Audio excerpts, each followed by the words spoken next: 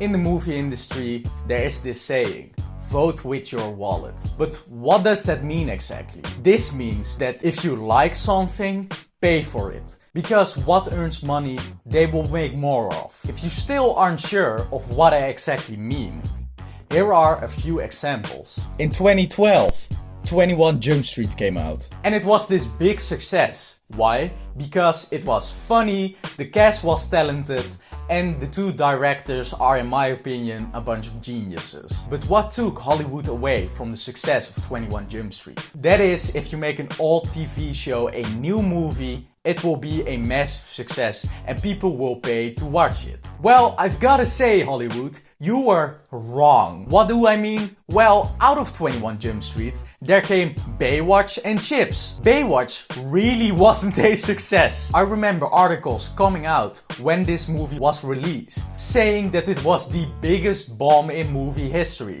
Now, I don't think it was that bad. Another example, you ask? Well, with that, we get the new movie Jumanji in 2017. And out of that, we get Ready Player One and Free Guy this year. And I've gotta say, I really hate these two movies. I think they are awful, terrible, and I'm very weirded out that so many people like it. But that's a whole different story for another day. The last example I will give is the evil corporation Disney with their new realistic remakes. Think of The Jungle Book and how successful that was. Aladdin, The Lion King. These movies are, in my opinion, also not good, and I even hate the remake of The Lion King. But I hope you understand my point now. You vote with your wallet. Now, if these movies get bad press, if it makes a lot of money, it doesn't really matter. Look at this. Why were they planning an Emoji Movie 2? Because the first one made so much money.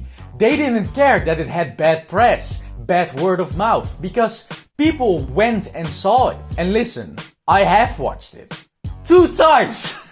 And it is god awful. And no, not in a theater, but I'm also not saying that I saw it illegally. A big point of this is with horror films. Because horror films will almost always make its money back. It's a business model that has worked for Jason Blum for over 10 years now. Now, not to shit on you completely with the terrible, awful movies you're watching in a theater. Because there are also some great examples. Like with the movie Parasite, a great South Korean movie that went on to win a lot of Oscars. Because Parasite was a success, South Korean cinema is now taking the forefront of the movie industry. We can also see this with the new show Squid Game, with the writer of it actually trying to make it 10 years, but nobody would fund his show, and is on its course to become the most watched Netflix show of all time. So there are examples of this being done well.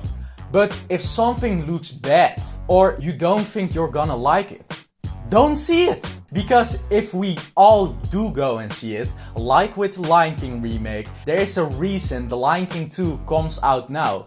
But the first remake didn't even get that great reviews. If something does look interesting, but you don't know if you're gonna like it, but it has great reviews, just give it a try. Because indie movies really need more support. So the next time you're on your phone looking what movie you should go to with your friends, think of this.